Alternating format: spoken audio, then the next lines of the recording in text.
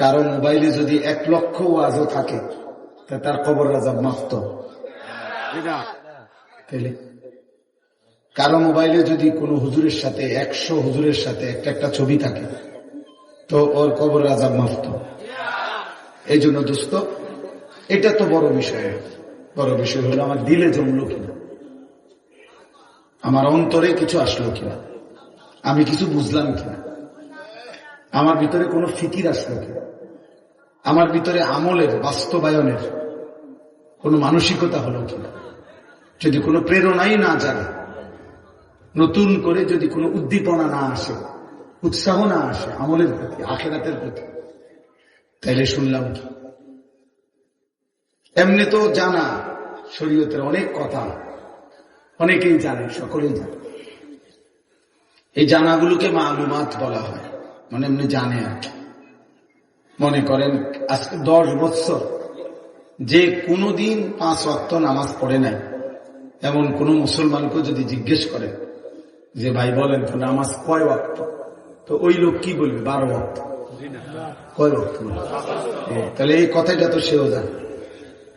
তাহলে এইটা তো জানায় শুধু, এটা ইলম না। ইলম তখনই ইলম হয় যখন তা আমলে পরিণত হয়। আজকে 30 বছর ধরে যে সুদ খায়, মনে করেন এই হারামখোরকে জিজ্ঞেস করে যে বলেন তো ভাই বাবা যে সুদ খাওয়া কি, তো উনি কি বলবে? মুস্তাহাব। কি? হেও জানে, এটা তো সেও জানে। তাহলে এই জানাটুকু তো যথেষ্ট না, এটা ইলম না, এটা মালুমাত, মানে আমরা জানি আর কি, অর্জিত জ্ঞান। কিন্তু ইলম তখনই ইলম হয় যখন তা আমলে পরিণত হয়। এই জন্য আল্লাহর কথা শোনা তখনই সার্থক হয় যখন তার থেকে 2 জিনিস অর্জন হয়, হয় উপদেশ গ্রহণ করা, নয় আল্লাহকে ভয় করা। এতটুকু যদি না হয় কোন রকম, তাহলে ফায়দা হবে। মাহফিল 13তম না 1300তম হইলে কি আয়োজন আজকের এই সমান না, আরো 10টা প্যান্ডেলের সমান হইল, কিন্তু সবাই সবার মতোই রয়ে গেলাম, তাইলে দোস্ত তেমন তো কোনো অর্জন হল না, তেমন কোনো অর্জন হল না। এটা জরুরি বুঝে। কোরআন কারীমের মধ্যে আছে ফেরাউনের মতো এত বড় কাফের, আল্লাহ দাবি, খোদা দাবিদার ফেরাউনের মতো নিকৃষ্ট কাফের কাছেও যখন আল্লাহ তাআলা মুসা নবীকে পাঠাইছেন যে তুমি তাকে ঈমানের দাওয়াত দাও, কালিমার দাওয়াত দাও, তখন আল্লাহ তাআলা কোরআন শরীফে আছে মুসা নবীকে বলছে ফাকুলা লাহু কাওলান লাইয়িনা, তুমি এবং তোমার ভাই হারুন তোমরা 2 জন গিয়ে ফেরাউনকে দাওয়াত দাও, নম্র সাথে ভদ্রতার সাথে তার আল্লাহর দিকে ডাকো। কেন? আল্লাহ নিচে বলছে লাআল্লাহু ইয়াতাযাক্কারু আও ইয়াখশা, যেন ফেরাউনের মতো বেঈমানও উপদেশ গ্রহণ করতে পারে অথবা আল্লাহকে ভয় করতে পারে। তাহলে ফেরাউনের মতো নিকৃষ্ট কাফেরকেও যখন আল্লাহর কথা বলছে তখন উদ্দেশ্য হলো যেন সে উপদেশ গ্রহণ করে অথবা আল্লাহকে ভয় করে। তাহলে আমাদের জন্য আল্লাহর কথা কি উদ্দেশ্য? এই বলা, এই শোনা, এই আয়োজন, এর উদ্দেশ্যটা কি? উদ্দেশ্য এটাই যেন আমরা উপদেশ গ্রহণ করি, যেন আমরা আল্লাহকে ভয় করি। কোরআন কারীমের মধ্যে আছে ইয়াইযুকুম লাআল্লাকুম তাযাক্কারুন, আল্লাহ বলেন আমি আল্লাহ তোমাদেরকে ওয়াজ করছি। কেন? লাআল্লাকুম তাযাক্কারুন, যেন তোমরা উপদেশ গ্রহণ করতে পারো। তাহলে মহান আল্লাহ বলেন আমি ওয়াজ করলাম, আল্লাহ ওয়াজ করছেন, আর উদ্দেশ্য কি? যেন তোমরা আমার বান্দারা উপদেশ গ্রহণ করতে পারো। আল্লাহ তাআলা বলেছে ফাতাবিরু, আমার বান্দারা তোমরা দিল দিয়ে, বিচক্ষণতার সাথে, দিমাগ দিয়ে ভাবো, ফিকির করো। ইয়া উলিল আবসার, হে বিবেকবান, হে চক্ষুষ্মান, ভাবো কি করছো, কি করা উচিত। এরই নাম কি জীবন নাকি অন্য কিছু? কে তোমাকে সৃষ্টি করেছেন? কেন তোমাকে সৃষ্টি করেছেন? তুমি আসলা কেন এই পৃথিবীতে? তোমার কি করা উচিত ছিল? তুমি যা করছো তাই কি না ভিন্ন কিছু ভাবতে বলছে। আল্লাহ তাআলা কোরআনুল কারীমের মধ্যে বলেছেন, আফা হাসিবতুম আন্নামা খালাকনাকুম আবাসান, আমার বান্দা তোমরা কি এই ভেবেছো আমি তোমাদেরকে এমনি এমনি সৃষ্টি করেছি অনর্থক, আবাস, বেহুদা, খাইবা ঘুমাইবা পেশাব পায়খানা করবা এর জন্য? এ তো জানোয়ারের স্বভাব, খায় ঘুমায় পেশাব পায়খানা করে, লজ্জাস্থানের চাহিদা পূরণ করে। এই চার জিনিস তো জানোয়ারেরও পূরণ হয়, খানা, পেশাব পায়খানা, ঘুম এবং যৌন চাহিদা, লজ্জাস্থানের চাহিদা পূরণ। এই চার জিনিস, এটা তো জানোয়ারেরও পূরণ। একটা কুত্তাও তো খায় ঘুমায় পেশাব পায়খানা করে, কুত্তারও তো যৌন চাহিদা পূরণ হয়, কুকুরের বাচ্চা হয় কেন? তাহলে দোস্ত জীবন মানে যদি হয় এই চারটাই, খাইলাম ঘুমাইলাম পেশাব পায়খানা করলাম আর লজ্জাস্থানের চাহিদা পূরণ করলাম, হালাল বা হারাম যেমন ভাবে, এতটুকুর নামই যদি হয় জীবন, তো জানোয়ারের সাথে তফাৎ কি? কুকুর বিড়ালের সাথে পার্থক্য কি? হাইওয়ান জন্তু জানোয়ারের সাথে পার্থক্য কি? দুনিয়া তো আমাদের চাইতে তারা বেশি ভোগ করে, জানোয়ার। একটা হাতি, গবেষকদের কথা হলো বন্য হাতি একদিনে 250 কেজি খাবার খায়, 90 লিটার পানি পান করে। একটা তিমি একবারে 200 জন সামর্থ্যবান যুবকের সমপরিমাণ খাবার খায় একবার। একটা বাঘ তো কোনোদিন গোশত ছাড়া ভিন্ন কিছু খায় না। একটা সিংহ তো কোনো বেলা গোশত ছাড়া ভিন্ন কিছু খায় না। একটা ভাল্লুক তো গোশত ছাড়া ভিন্ন কিছু খায় না। তাহলে জঙ্গলের হাজারো প্রাণী আছে যারা আমাদের চাইতে দুনিয়া বেশি ভোগ করছে। তাহলে তুমি আর আমি ভাইয়া বেশি কি ভোগ করলাম? কোনো বেলা ফাঙ্গাস, কোনো বেলা তেলাপিয়া, কোনো বেলা ফার্মের মুরগি, কোনো বেলায় কক মুরগি, শাক, আলু ভর্তা, ডাল, এই তো সামান্য। এজন্য আমাদের ইনসাফের সাথে ভাবা উচিত। দোস্ত আমার, বন্ধু আমার, বাপ আমার, প্রিয় ভাই আমার, কষ্ট হলে তুমি চলে যাও, কোনো সমস্যা নেই, তুমিও থাকবা না আমিও থাকবো না। এখানে আমরা কেউই বসতে আসি, এই ঘন্টা খানিকের ভিতরেই দেখবো এটা খালি হয়ে গেছে। আমার জীবনে আমি বহুবার এরকম প্যান্ডেলে দাঁড়াইয়া মাহফিল শেষ হওয়ার পরে অনেক দিন আমি দেখছি অপদার্থ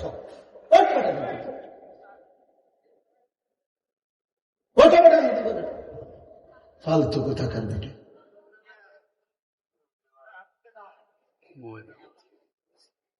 কিছু ছেলে আছে এমন, মানে কোনোভাবে ব্রেনই টোটাল কাজ করে, কারে নিষেধ করলো ও জানেই না।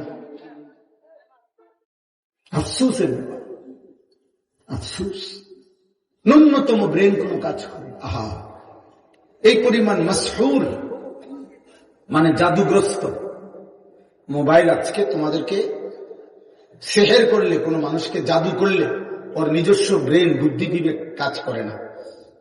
তুমি জিজ্ঞাসা করো,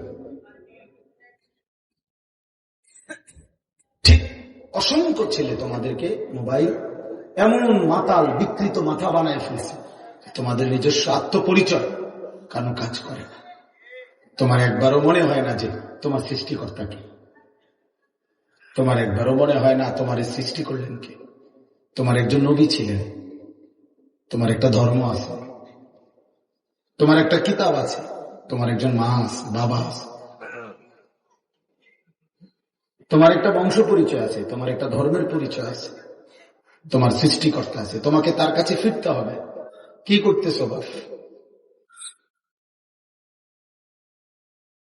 এতটুকু আত্ম অনুভূতি যার ভিতরে নাই, যে নিজের বিবেক নিজের মধ্যে জাগে না, যায়, সে আসলেই সুস্থ না, স্বাভাবিক এ প্রতিবন্ধী, এ মানসিক বিকারগ্রস্ত মাতা। এই জন্যই বললাম, আল্লাহ বলছেন আফা হাসিবতুম আন্নামা খালাকনাকুম আবাসান, বান্দা তুমি কি এই ভেবেছ যে আমি তোমাদেরকে অনর্থক বানিয়েছি? ও আন্নাকুম ইলাইনা লা তুরজাউন, এবং আল্লাহ বলেন আর এটাও কি ভেবেছ, মনে করছো যে তোমরা আমার কাছে আসতে হবে না? কি এটা ভাবছেন আপনারা? আল্লাহর কাছে ফিরতে হবে না? বলো না ভাইয়া, বলো, নওজোয়ান ভাই বলো, আল্লাহর কাছে ফিরতে হবে না? তাইলে তো ওনার কাছে কিভাবে দাঁড়ায়? বলো না আব্বা। আজকে সারাদিনে এক ওয়াক্ত নামাজ, ফজর, জোহর, আসর, মাগরিব, এশা, মাত্র 14 বছর 16 বছর বয়স। এত কম বয়সে এত বড় গাদ্দার হইলা যে একটা ওয়াক্ত নামাজ পড়লা না, একটা সেজদা দিলা না।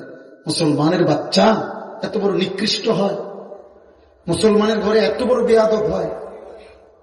মুসলমানের ঘরে এত বড় অসভ্য হয়? মুসলমানের ঘরে এত বড় জানোয়ার ঘুমায়? এ তো মানুষ না। নিশ্চিত সে মানুষ না। বাপ, যার কপালে সেজদা নাই সে শয়তান। ইবলিসকে শয়তান বলা হয়েছে কেন বলেন? আব্দুল মতিন ভাই বলেন, কোন দিন থেকে শয়তান বলা হয়েছে? যেদিন সেজদা ছুটে গেছে। এর আগে কি সে শয়তান ছিল? ইবলিসকে কি এর আগে শয়তান বলা হতো? এর আগে ছিল সে মুআল্লিমুল মালাইকা, সে ছিল ফেরেশতাদের শিক্ষক। যেদিন সেজদা ছুটে গেছে, একটা সেজদা দেয় না, আল্লাহ বলছে আজকের থেকে তুই শয়তান, আজকের থেকে বেঈমান তুই শয়তান, ফাখরুজ। আল্লাহ বলছে আজকের থেকে বের হ, বের হ এখান থেকে, ফাইন্নাকা রাজিম, তুই অভিশপ্ত। কোরআনে আল্লাহ বলছে ওয়াইন্না আলাইকা লানাতা ইলা ইয়াউমিদ্দিন। আল্লাহ বলছে বেঈমান মনে রাখবি, কেন সেজদা দিলি না? আজকের থেকে নিয়ে কিয়ামত পর্যন্ত, ইলা ইয়াউমিদ্দিন, কিয়ামত পর্যন্ত তোর উপরে আমি আল্লাহর লানত। কোরআন শরীফের আয়াত। দোস্ত, চালাক মনে করো না। মোবাইলে বেডি করতে চাইলে এত চালাক হয় না। মোবাইলে উলঙ্গ ছবি দেখলে এত চালাকের কিছু নেই। এটা অসভ্যতা, এটা চালাকি না, এটা চরিত্রহীনতা, এটা লম্পট্য। পেশাব করে পানি না নিলে এটা কোনো বুদ্ধিমানের কিছু না, এটা অসভ্যতা। এটা চালাক কয় না, পৃথিবীর কোন ডিকশনারিতে বলে নাই চরিত্রহীনকে চালাক বলে না, তো চরিত্রহীন বলে তাকে লম্পট বলে। মদখোরকে কেউ চালাক বলে না, তারা মদখোর বলে, নেশাখোর বলে, গাঁজাখোর বলে, পুট্টাখোর বলে, বাবাখোর বলে, ডাইলখোর বলে, হারামখোর বলে। তারে মানুষ বলে না, তারা বলে নেশাখোর, ও সুদখোর, ও হারামখোর, ও ব্যভিচারী, ও জিনাকার। এই সমাজ তাকে এই নামেই চিনে। তুমি এক ওয়াক্ত সেজদা দিবা না, মানুষ তোমার জোনায়েদ বাগদাদি কইব নাকি? বুঝো না? এই জন্য দোস্ত বুঝতে চেষ্টা করো। প্রিয় সন্তান, বুঝো কি করছো। কারো কথা ভাবলা না তো তুমি নিজেরে নষ্ট করে দিচ্ছ কেন? নিজেরে শেষ করে দিচ্ছ কেন? তুমি মরবা না? কথা বলেন না কেন? আমরা মরবো না? তো তুমি আল্লাহর কাছে ফিরবা না? তো এই জীবন কি পরিমাণ ছেলে নামাজ পড়ো না? আমি তো চেহারা দেখলে বুঝি আল্লাহ। অসভ্য তো চিনা যায়, বেনামাজি তো অসভ্য, বেনামাজি তো গাদ্দার, বেনামাজি তো নিকৃষ্ট বেয়াদব।